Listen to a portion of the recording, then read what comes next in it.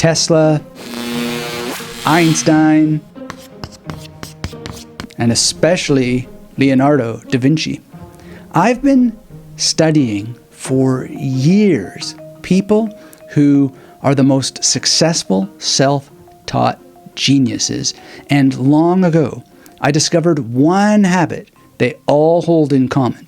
And the crazy part is that almost no one teaches it, which helps explain why so many people are failing to reach their full potential. And perhaps you're in that trap right now. So if you feel like you've been constantly studying but never actually getting smarter, never actually reaching a place where you could even imagine achieving your goals, make sure to watch this entire video to the end, especially if you read books, watch tutorials, take all kinds of notes, only to find that minutes later or days later or weeks later, it's all gone. That problem of forgetting gets solved today because in addition to giving you access to my free self-education blueprint and another powerful resource that has a chance, at least a chance, of freeing you from the prison of failure, you're about to discover how every self-taught genius I'm aware of really locked information into their brain, processed it at insane speeds, and most importantly, never got hung up on useless objections about whether or not something is too abstract or impractical or, well, I don't know how to do this, etc. They understood that every second and every iota of energy is practical, provided you have the one simple habit I'll show you today, including examples of how to apply it in your learning life and your life at large. But content is merely king and context is God. So let's look at why people trying to educate themselves in a world filled with broken school systems fails us. Well, a lot of people are binge watching educational content and then they go on to forget 90% of it or more, maybe even 100% of it, because they have either never taken notes, they take notes ineffectively, or they never use the notes that they jot down. And some people even think that passive consumption equals intelligence. I've seen this so many times. I spend all my time watching the best channels, and I spend all my time listening to the absolute best podcasts. No. A self-taught genius thinks differently and operates differently by processing information actively. And not just actively, but in 3 different kinds of time. And to do that, they apply one habit that turns learning into mastery. But before I reveal the habit, let me tell you a quick story. This is Dr. Anthony Metivier from magneticmarymethod.com. Get subscribed if you're new here, hit that thumbs up, and just understand that if you're watching this video, chances are you've heard of some of the people that I talk about, but chances are you've never heard of them in quite this way. So be part of the community and help me help others find it with your engagement and your comments, because we want to make as many people be as genius as possible, and not in this arrogant, snotty way, but in the humble way, like Da Vinci's way, because this dude was very, very humble indeed, so much so that he sometimes didn't mention that he was a painter until the end of his resume, right? And I teach those things too. Okay, so with humility in mind, Richard Feynman had something called the Feynman technique. We're going to make it better today, so if you already know it, don't skip the details because we need the general review, but also we're going to go a little deeper on it. Now, Feynman, in case you don't know him, was one of the most brilliant physicists in history, but he did something that a lot of people think is a little bit strange. Instead of just reading notes and taking notes like a lot of his classmates, he forced himself to teach everything he learned even before he fully understood it. Please understand this. It's worth repeating. Before he understood it. And he did this all his life. And this is where a lot of people get stuck. They don't do things because they feel that they don't understand. But understanding is a process, right? And Feynman gives this over and over and over again throughout his career. And he has endless, extraordinarily important lessons for people that are stuck in hesitation. And one lecture he gave just sticks in my mind. He said, "It is my task to convince you not to turn away from physics because you don't understand it." You see, my students don't understand it either. That's because I don't understand it. Nobody does. Now, that's not just humility. It's a strategy. And it's a strategy that does require an extra dose of intelligence, because you have to admit the truth of things. And this is a world where a lot of people do not like truth. They like little fantasies and little boxes that they can tick, right? But understanding is a procedure, and it requires continual, vigilant awareness and acknowledgement of the procedural nature of self-education. And we're always going to have ignorance to deal with. And we're always going to be intimately involved in ignorance. Now, you want to be able to enable yourself to deal with that constant ignorance. And one way you can think about it, and this is an ancient metaphor, is that the truth, the knowledge, is a sun, and ignorance is just the clouds. Well, clouds come and go. They're not going to stop coming and going. But when you detect those clouds, you blow them away, right? And the more you're willing to do that, and the better you're going to be. Now, what is the blowing away? Well, it's the effort of teaching. Teaching, right? And so you've got to just start explaining it as quickly as you possibly can in your life in order to be able to develop your personal genius, and do it in a way where you don't get hung up on things. I had somebody trying to convince me the other day, oh, I could never be a genius because of X, Y, and Z, because. Well, that song belongs in The Wizard of Oz. We're singing a different tune. The foundational theory of learning is this: if you've got genes in your body, you've got the potential for genius. And if you can't take my word for it, read Lynn Kelly's The Knowledge Gene, amongst her other books. You know, my regular viewers, regular listeners to the Magnetic Memory Method podcast know all about Lynn Kelly's work. Get into it. It's really, really powerful. But she's going to prove to you that you can be a genius, and it's in your genetic makeup, or at least for most of us it is. There are certain situations, conditions, etc. And that book, The Knowledge Gene, gives you one of those case studies with the most amazing scientific story that I've ever read, and you're going to enjoy it a great deal, I'm sure. Now, back to the Feynman technique. It is not exactly the habit I have for you today, but I'm mentioning it because you can stack it together with the sheer gold that I'm leading you towards in this video. The Feynman technique is, in case you don't know it, it's not just, just teach others. It's also, explain the concept in the simplest terms possible, as if you were explaining it or trying to teach a 5-year-old.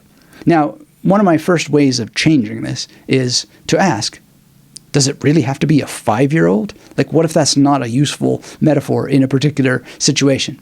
I'm not so orthodox on the point, is what I'm saying. And to show you what I mean, I went out of my way and have spent over a year now on the Memory Detective Junior books, and I went for 10-year-olds, right, to explain it to 10-year-olds. And is that okay, Richard Feynman? Yes, that's fine, because you're using your own noodle, and you're not getting caught up in someone else's dogma, right? So that's a very, very important principle, right? Is you want to explain it simply to just somebody at some level that is not ready for it, right? So don't turn it into, oh, well, does this really check the 5-year-old box? Have I really simplified it enough? No, you just want to understand the meaning of the metaphor. And if you struggle to simplify what you're learning, the point is not the age group that you're simplifying it for. It's that you have identified now at least one gap in your understanding.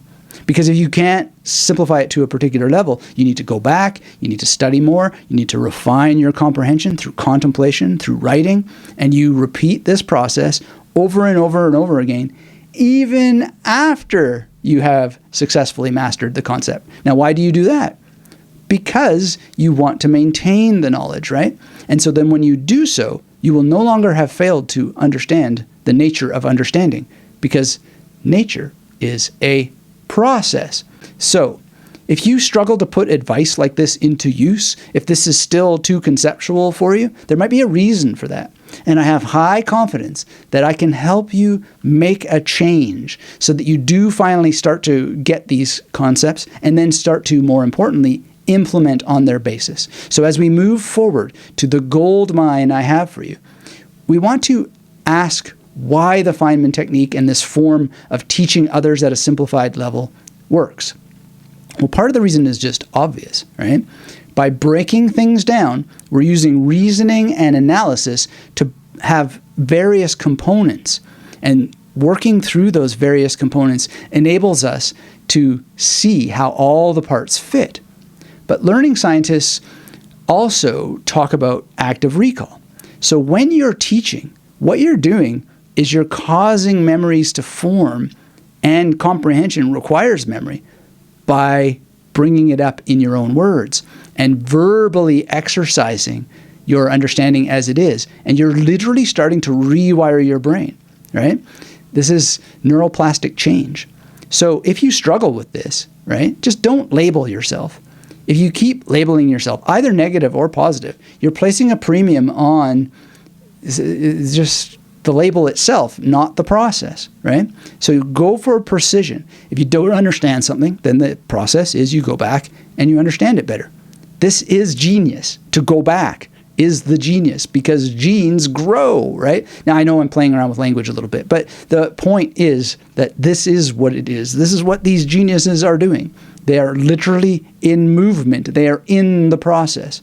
They don't get stalled. They don't get stuck. So going back to check the record for your accuracy, to hunt for further details, you're improving the retention of the content, and you'll not only eventually retain the information more accurately, but you'll remember the gaps. You'll remember what it was that you didn't correctly understand. And so now you have a story that you can use to remind yourself and others in the future of how essential it is to practice this technique in learning. I hope that's clear, right? You want to remember when you failed, because it's going to help you fail less in the future, and it will help you remember the costs of failure, but it will also help you help others not fail, or at least share with them the story of why you failed, and then eventually more people will get it. They'll go, aha, that's why I failed, and then all ships rise. Okay, so what that means is that technically there never are any mistakes, not as such, just a process. And that process will reveal itself to you and lead to pattern recognition that helps you assess the validity of future educational resources that you want to study. It improves your critical thinking and ultimately puts you ahead of the curve in almost every domain of life. Now, I should also give cognitive load theory a shout out. Hello, cognitive load theory. Being willing to break things down to their smallest and simplest components also burns things into your memory much, much better, because you're reducing the cognitive load. So I've memorized many words in so many different languages, it's not even funny. Different terms, some from physics, like orchestrated objective reduction. And I had to break that down. I had to literally ask myself, okay, so what are we going to do for this orchestrated thing, right? OR, I think, is the shortened version of that. And I didn't let pride get in the way of working on just the orc part, right? And I had to think, and I got Frank Zappa in there, and, blah, blah, blah, blah, blah. And in Latin, ex petendorum. Well, I'm sorry, but not sorry that I had to break that down to one syllable. Ex, and then I had pet, and then ten, and then dor, and then ex petendorum. When I have learned the symbols in a non-classical logic that I studied, I had to break it down one symbol at a time in order to read these syllogisms. And if you let your pride get in the way of that, you're not going to be able to reduce the cognitive load, which means that you'll be stuck in overwhelm. So these are kind of modifications to the Feynman technique, I suppose, but he's literally talking about breaking things down, down, down, down, down. Why? Because we know from learning science that this is one of the best things that we can do, even if it seems fickle. The smallest unit of learning could even just be one little curve in a new alphabet you're trying to learn. All right, so for completion's sake, let me break this down into steps if you want to use the Feynman technique as we've discussed it so far. The first step is to explain it out loud within 24 hours. If you can't recall a certain aspect, don't stress it. The sub-step, because sometimes you will recall it, so you don't need this step, is to, just don't add a label to it. Don't say, oh, I failed, or oh, this sucks, or oh, this is hard, or oh, da, da, da, da. No, just go straight to fixing the issue, right? Go back, brush up, study additional resources, treat it just as all part of the process.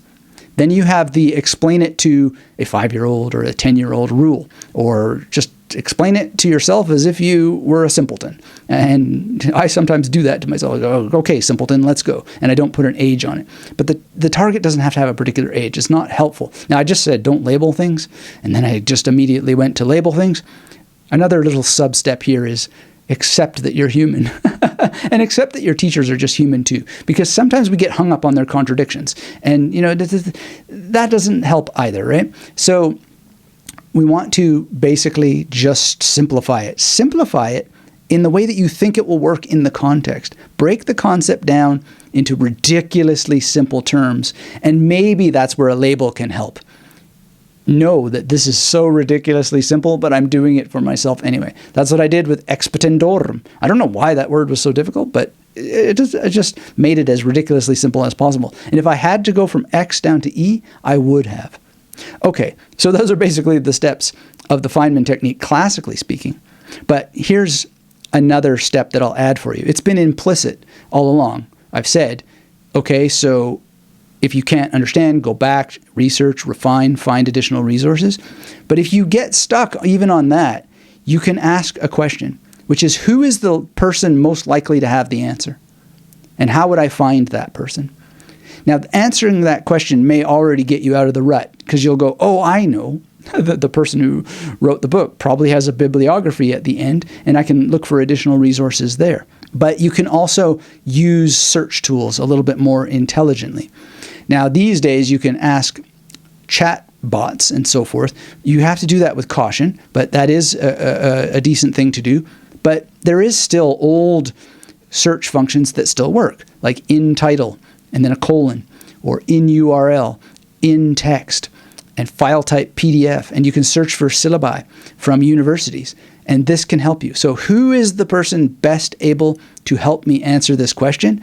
You can refine your search terms down. And that is a beautiful way to simplify things for yourself, or the opposite is sometimes you need to make it more complicated. You need to go to the experts. And it's getting increasingly difficult to find those experts with traditional search tools, and maybe it's getting better with the chat bots. But I would be very, very cautious either way and use them both and really get to an actual physical book if you can. But find that expert. The other thing is, and this is something that Da Vinci did, and it's a big lesson here, a huge lesson, is you go and ask people. You interview people. Now, this can seem like a stretch because, it can be hard to get a response. I know, because I've emailed a lot of people, and sometimes I just never hear back from them. But at the end of the day, you can still try. Or you can go to local community functions, meetings, and just start talking to people. Figure out what other people know.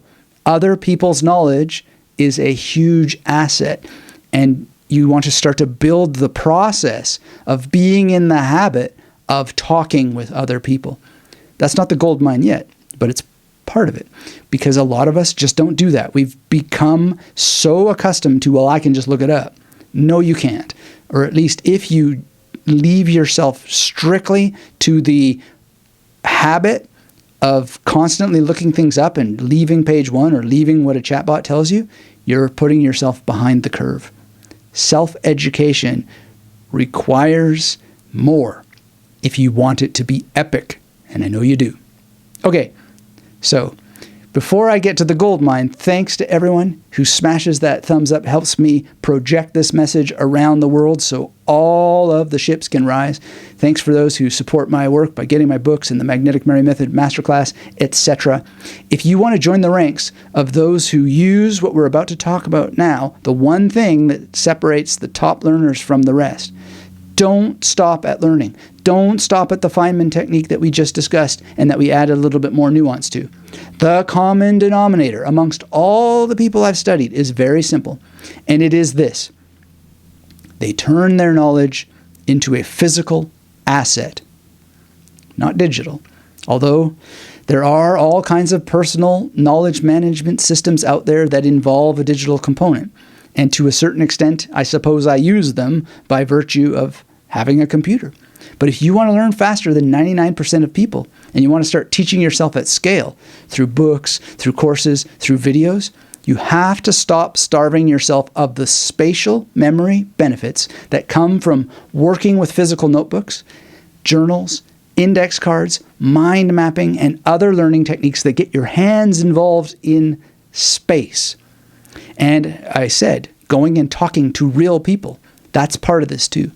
Being physically engaged in real rooms with real people is going to be more and more essential, especially as we're having a lot of artificially programmatic content fill every available space, because the tech bros and all that, they're going to move very, very quickly in order to do that. At least that's the way it seems, right? And so it's going to be more and more important that you have the skill of people in space, not just, oh, well, I got my index cards in space, but you actually know where in your community people are in case things get wild online, and it looks like that's the way it's going to be. Now, why does spatial memory optimization and physicalization of content work so well? Well, memory scientists don't exactly know. I think part of the answer is in Kostlin's The Case for Mental Imagery. I know that a lot of people don't agree with his thesis, but I think actually it's not that I agree with it or disagree with it. I think it's one piece of what he's talking about that gets to the core of it. Now, I don't want to chew up time on memory science and stuff like that right now, but even Ezra Klein was talking about the problem of digital dementia recently on the Lex Fridman podcast. And so, you know, I've had all kinds of theories over the years, and I've talked about them many times on the channel before. It's just common sense that where something is in a book that you've read, right, is a lot easier to figure out if it's a physical one. Where is halfway through a Kindle book?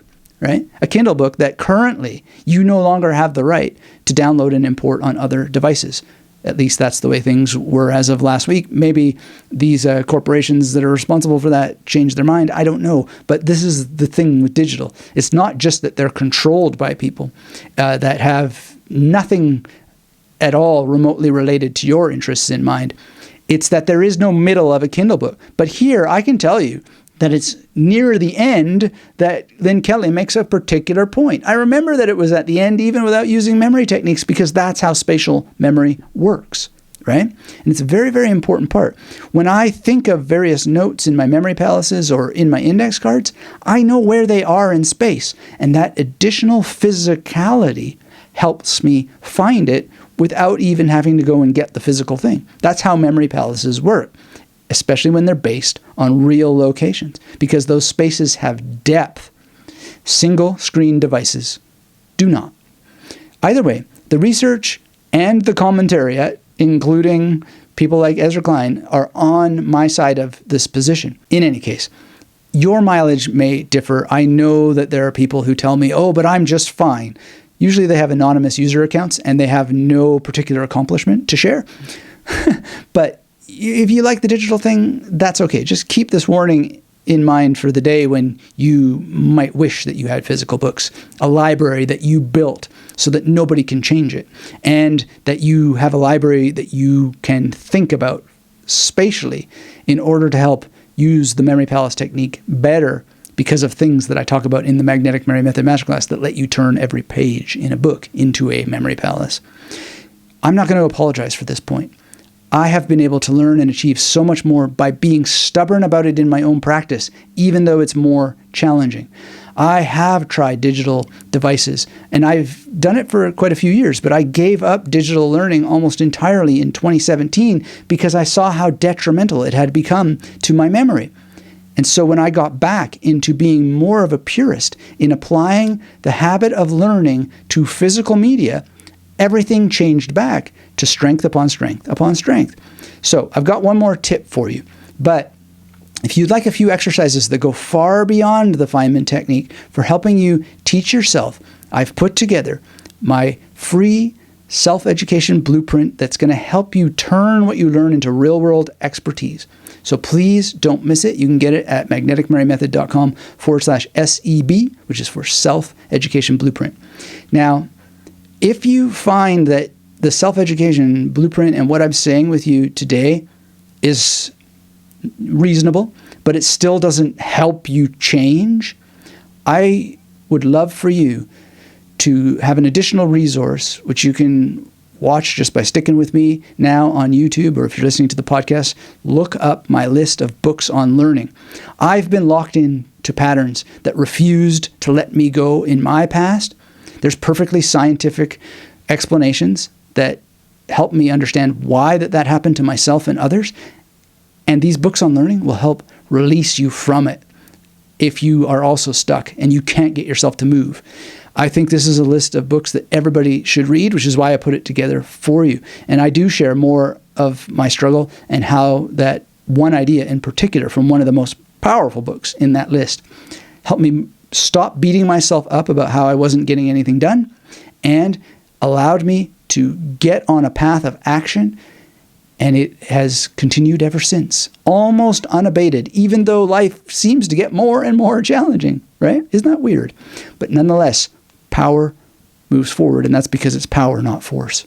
All right, so I got one last power tip for you today, speaking about power. I would suggest, in addition to following up with the resources that I've offered for you today, is that you get really involved in words.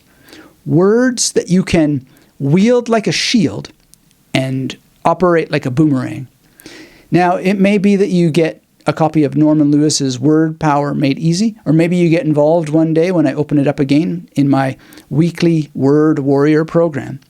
But I want you to do whatever it takes to start studying words. Practice memorizing individual words and their meanings to create a shield, but a shield that you can throw from yourself so that you don't get hung up on semantics, and that you are also able to share with others in a non-semantic way. Studying words, what they have meant, what they could mean in the future, the flexible ways that they can be used will improve your rhetoric, and it will improve how you understand the rhetoric of others. So you can practice questioning better. And when you can question better on the basis of how people make meaning, and you supplement whatever digital archive you're building with physical archives that help you both complicate and simplify everything, you're going to find that the words are more powerful than you ever imagined possible. And you will have your own library in your mind that helps you grow and stack growth upon growth upon growth, because you have a phalanx of shields and you know what a phalanx is. So grab the Self-Education Blueprint, watch my books on learning next, and with thanks as always, until we have a chance to speak again, keep yourself magnetic.